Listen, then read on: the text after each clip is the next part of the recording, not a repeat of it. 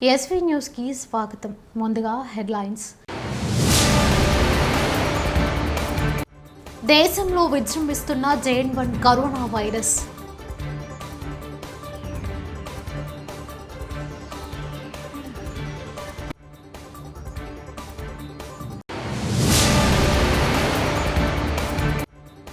విద్యార్థుల బస్ ఎక్కిన మంత్రి సీతక్క, సంతోషంతో స్టూడెంట్స్ కేరింతలు.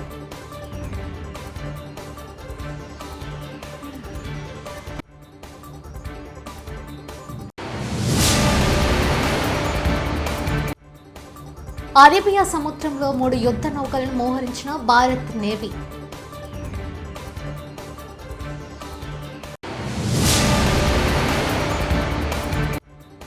పోలీసుల కేసు నమోదుతో వెనక్కి తగ్గిన బుక్ మై షో.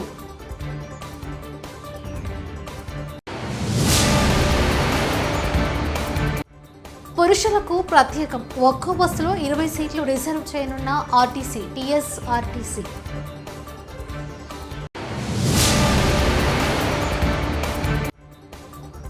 ఆడదాం ఆంధ్ర క్రీడా పోటీలను క్రీడా జ్యోతిని ఆవిష్కరించిన సీఎం జగన్.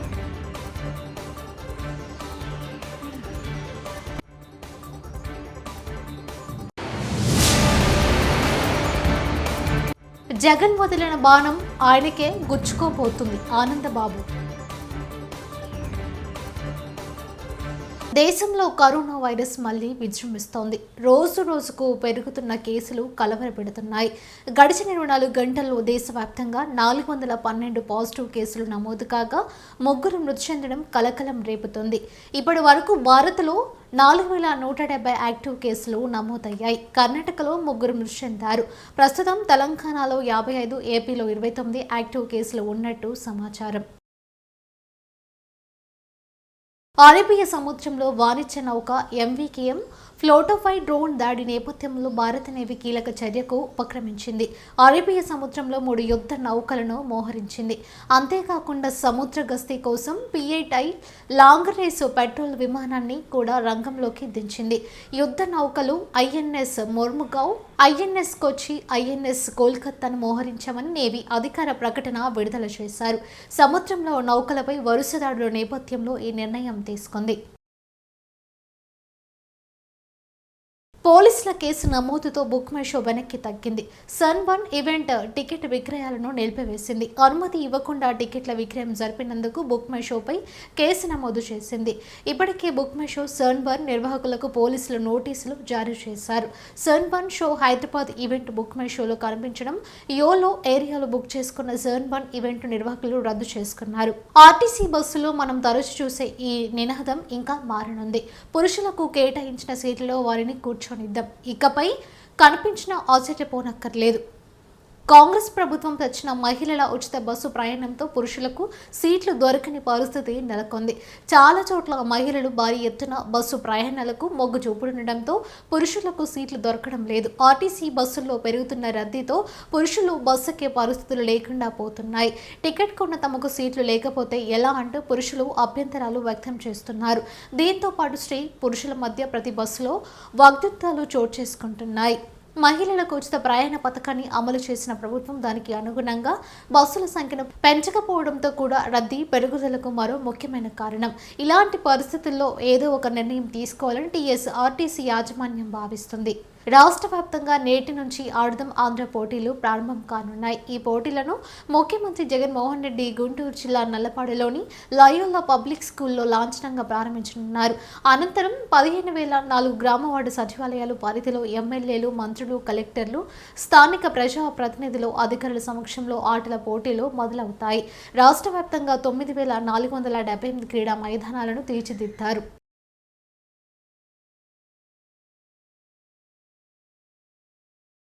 ఈ రోజు నుంచి మొదలవుతా ఉన్న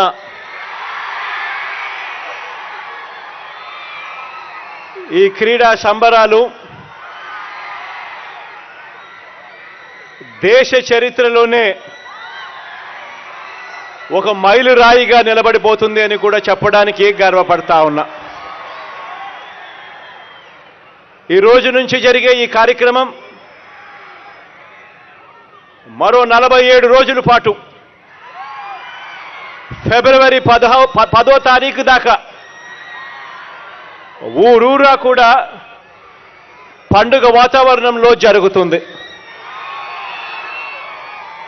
ఇది అందరూ కూడా పాల్గొనే ఒక గొప్ప పండుగగా కూడా హిస్టరీలో నిలబడిపోతుంది.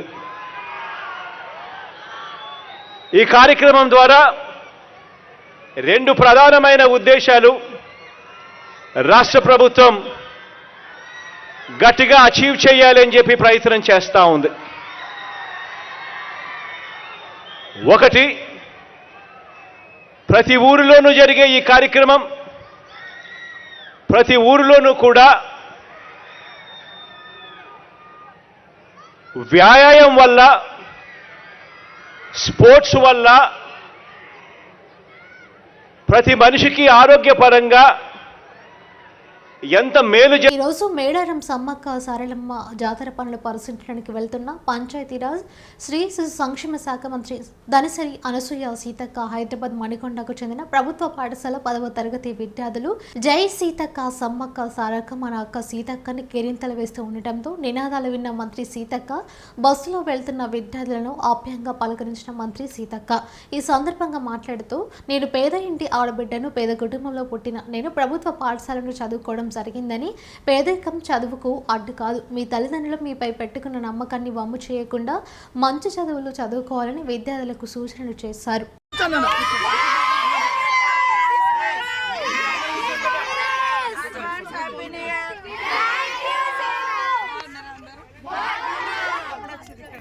మీరందరూ కూర్చోండి, మేడం మాట్లాడుతున్నారు మీతో. మీరందరూ కూర్చోండి బేట. ఎక్కడ Hyderabad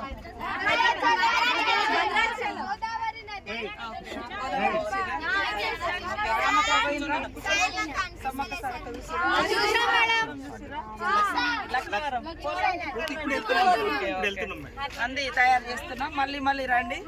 happy Christmas and happy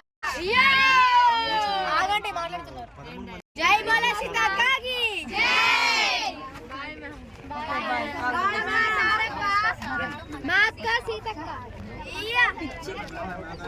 కాబట్టి ఇదే మీరు మీ ఫ్యూచర్ని ఎన్నుకునేటువంటి టైం, సెలెక్ట్ చేసుకునే టైం.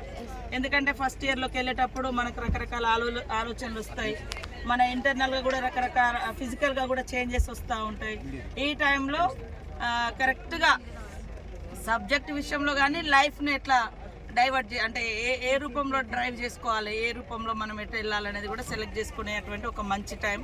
కాబట్టి మీరు చిన్నతనం నుంచి ఏదైతే ఫ్యూచర్ ఇట్లా ఉండాలని ప్లాన్ చేసుకుంటారో అదే ప్లానింగ్తో ఇప్పుడు కరెంట్ ఉన్నటువంటి సిచ్యువేషన్ తగ్గట్టుగా ఈ రోజులలో మనం ఏ సబ్జెక్ట్ ఎన్నుకుంటే ఏ ఉద్యోగాలకు డిమాండ్ ఉంది, మీరు నెక్స్ట్ 5 ఇయర్స్ వరకు మీ స్టడీస్ అయిపోయిన తర్వాత మీరు సెటిల్ కావాలంటే ఇప్పుడున్నటువంటి జాబ్ ఎందులోకి వెళ్తే మీరు నిజంగా అది సాధించుకోగలుగుతారు అనేది కూడా తయారు చేసుకోవాలి.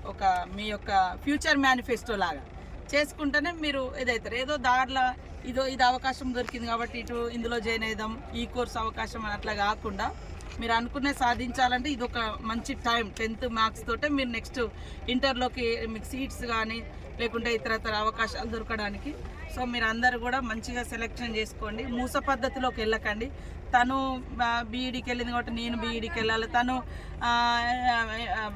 సైన్స్ సబ్జెక్ట్ తీసుకుంది కాబట్టి నేను కూడా మెడికల్ సైడ్ ఎంబీబీఎస్ సైడ్ పోవాలని అట్లా కాకుండా ఆఫ్టర్ 5 ఇయర్స్ తర్వాత మీరు చదువుకునేటువంటి ఏ సబ్జెక్ట్లో అయితే మీకు అప్పుడు డిమాండ్ ఉంటుందో ఇప్పుడు మీరు మీ టీచర్స్తో కానీ లేదా ఇతర ఎక్స్పర్ట్స్ స్టడీస్లలో జాబ్కి సంబంధించినటువంటి ప్లేస్మెంట్ ఇచ్చేటువంటి వాళ్ళ కోర్సెస్ కూడా మీరు తీసుకొని అడ్వైస్ తీసుకొని మీరు ఎంచుకునేటువంటి సబ్జెక్ట్ కూడా ఎంచుకోండి. తర్వాత మనం బయటికి వెళ్ళిన తర్వాత హాస్టల్స్లలో కో ఎడ్యుకేషన్స్ ఉంటాయి, ఇంటర్లో రకరకాల ప్రలోభాలు ప్రభావాలు కూడా ఉంటాయి. అలాంటి వాటికి లోన్ కాకుండా మీ తల్లిదండ్రులు మీ మీద పెట్టినటువంటి ఏదైతే ఆశలు ఉన్నాయో అవన్నీ కూడా నెరవేర్చడం కోసం ఎటు మనం మనసు డైవర్ట్ కాకుండా ఓన్లీ స్టడీస్ అండ్ ఇంకేమైనా ఉంటే సోషల్ సర్వీస్ మీద కూడా కాన్సన్ట్రేట్ చేయండి. ఆ తర్వాత 5-6 ఇయర్స్ తర్వాత మీరు ఎట్లా మీ లైఫ్లో సెటిల్ అవుతారు కాబట్టి అప్పుడు మీరు మీ లైఫ్ని ఎట్లా పర్సనల్ లైఫ్ని కూడా ఎట్లా మనం రూపొందించుకోవాలనుకుంటే అట్లా అవుతుంది. కాబట్టి ఈ టైంను మాత్రం డైవర్ట్ కావద్దు, కానియకుండా మీరు కాపాడుకోవాలి అందరు కూడా. రంగారెడ్డి జిల్లా మంచల్ పోలీస్ స్టేషన్కు సీసీటీవీ కెమెరాల 15 గ్రామంలో అనుసంధానం చేస్తూ రాచకొండ సిపి సుధీర్ బాబు ప్రారంభించారు. ఈ కార్యక్రమంలో పాల్గొన్న మహేశ్వరం డీజీపీ, ఏసీపీ, సీఐలు, గ్రామంలో సర్పంచ్ తదితరులు పాల్గొన్నారు.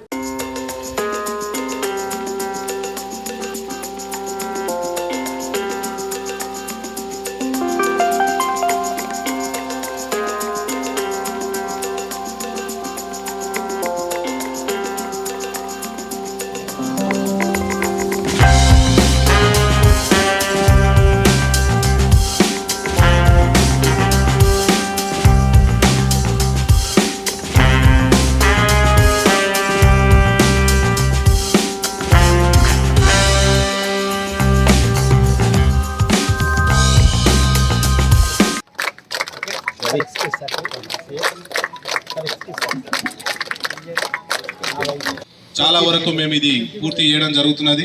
కాబట్టి వీటి ప్రతి ఒక్కరికి అవగాహన ఉన్నది. ఈ మధ్యలో చాలా నేరాలలో కావచ్చు ఇటువంటి సీసీ కెమెరాలు ఉండడము, మేమందరం ఇంటరాక్షన్ ఉండడము మూలంగా ఇటువంటి ప్రమాదాలు ప్రజలకు, అంటే చిన్నపిల్లలకు కానీ, పెద్దవాళ్ళకి కానీ, యువకులకు కానీ ఇటువంటి ఇబ్బందికరమైన వాతావరణం వాళ్ళు నెట్టివేయకుండా ఒక సేఫ్ నెట్ క్రియేట్ అయ్యి పోలీసుతో కమ్యూనికేషన్ ఉండడం మూలంగా ఇవి జరగకుండా ఉంటాయి.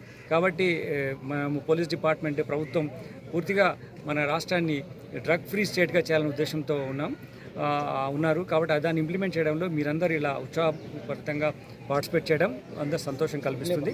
అంతేకాకుండా చాలామంది ఫ్రెండ్లీ పోలీస్ అనే కాన్సెప్ట్ని తప్పుగా అర్థం చేసుకుంటున్నారు. నేరస్తులకు మేము ఎప్పుడు కూడా ఫ్రెండ్లీ కాదు. నేరస్తులను చేసిన నేరాలను ఎవరు ఉంటారో వాళ్ళని అదేవిధంగా కఠినంగా చర్యలు తీసుకోవడం జరుగుతుంది.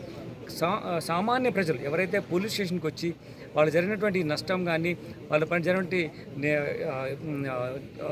నేరపూరితమైన చర్యలు వాళ్ళపైన ఎవరైనా పాల్పడితే అవి పోలీసుతో రిపోర్ట్ చేయడానికి వచ్చినప్పుడు వాళ్ళకి సదుపాయకరంగా ఉండే విధంగా కామన్ పీపుల్ ప్రజలతో కలిసి పోలీస్ పనిచేసే విధంగా ఉంటుంది. కానీ నేరస్తుల పట్ల మేము కఠినంగా వ్యవహరిస్తాం. ఇది ప్రజలు గుర్తించవలసింది కోరుతున్నాం. కాబట్టి మనము పోలీసులం అయితే యూనిఫామ్లో ఎలా పనిచేస్తున్నాం, అలానే ప్రజలంతా యూనిఫామ్లో లేని పోలీస్ అధికారులు వాళ్ళు కూడా అరెస్ట్ చేసేటువంటి స్వర్గీయ వంగవీటి మోహన్ రంగ 35వ వర్ధంతి సందర్భంగా దేవపత్తుల నాగబాబు రాధా రంగ మిత్రమండలి నాయకుల ఆధ్వర్యంలో కొండపల్లి మున్సిపాలిటీ పరిధిలోని ఇబ్రహీంపట్నంలో పేద మహిళల కుటుంబ సభ్యులకు వస్త్రాలు దానం చేయడం జరిగింది. ఈ సందర్భంగా నాగబాబు మాట్లాడుతూ రంగ వర్ధంతి సందర్భంగా గత 5 సంవత్సరాల నుండి పేదలకు ఇలానే వస్త్రాలు దానం చేయడం జరుగుతుందన్నారు.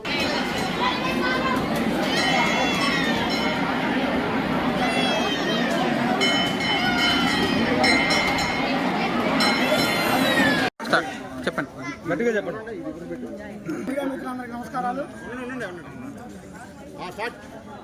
ముందుగా మీడియా మిత్రులందరికీ నమస్కారాలు.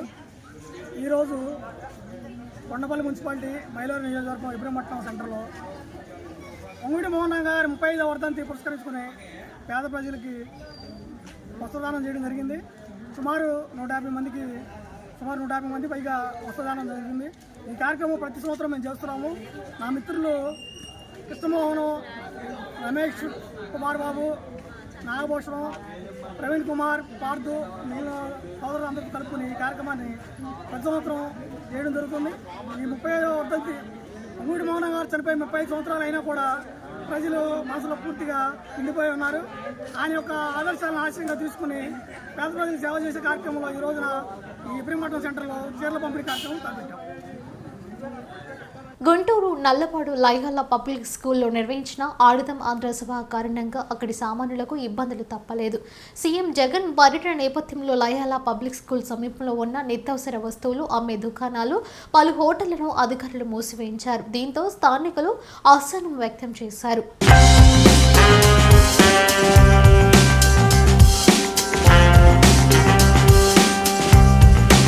నమ్మకున్న వాళ్లను వచించడం సీఎం జగన్ నైజమని కేవీపీ మోపిదేవి సూర్యుడు ఇలా చెప్పకపోతే చాలా మంది జగన్ బాధితులేనని టీడీపీ సీనియర్ నేత మాజీ మంత్రి నక్క ఆనందబాబు విమర్శించారు. ఈ సందర్భంగా మంగళవారం ఆయన అమరావతిలో మీడియాతో మాట్లాడుతూ సీఎం జగన్ను నమ్మకుని టీడీపీ నేతలపై కేసులు వేసిన ఆర్కే పరిస్థితి ఏమైందో తెలుసుకోవాలన్నారు. పీకేకి కూడా జగన్పై నమ్మకం లేక తమకు సలహాలు ఇస్తున్నారన్నారు. వైఎస్ఆర్టీపీ అధ్యక్షులు షర్మిలకు దగ్గర కావాల్సిన అవసరం తమకు లేదని, ఆమెను దగ్గర చేసుకున్న ప్రయత్నాలు కూడా చేయమని స్పష్టం చేశారు. పదానికి అర్థం లేని వ్యక్తి జగన్మోహన్ రెడ్డి. అది 57 నెలల పరిపాలనలో ప్రజలు అర్థం చేసుకున్నారనేది స్పష్టంగా కనపడతా ఉంది. ఇవాళ ఓట్లేసి గెలిపించిన పులివెందుల ప్రజల్ని అడ్డగోలుగా వంచాడు. ఇవాళ నిన్న 3 రోజులు కడప జిల్లాలో పర్యటన జరిగితే, పులివెందుల్లో పార్టీ మీటింగులు రివ్యూలు జరిగితే వాళ్ళు కూడా దేశంలో విజృంభిస్తున్న JN1 కరోనా వైరస్.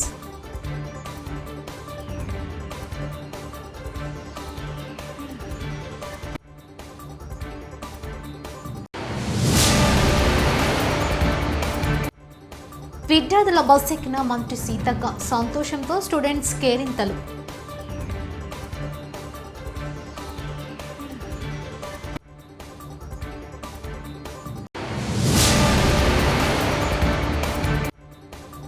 అరేబియా సముద్రంలో 3 యుద్ధ నౌకలను మోహరించిన భారత్ నేవీ.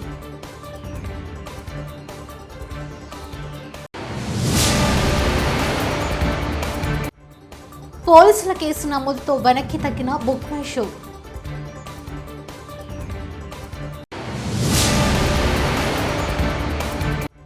పురుషులకు ప్రత్యేకం, ఒక్కో బస్సులో 20 సీట్లు రిజర్వ్ చేయనున్న ఆర్టీసీ TSRTC.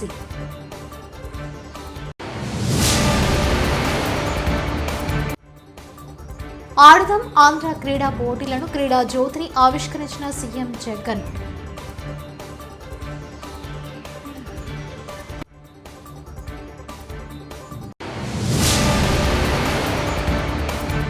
జగన్ వదిలిన బాణం ఆయనకే గుచ్చుకోబోతుంది ఆనందబాబు. ఇవి బులెటిన్ విశేషాలు. చూస్తూనే ఉండండి SV న్యూస్.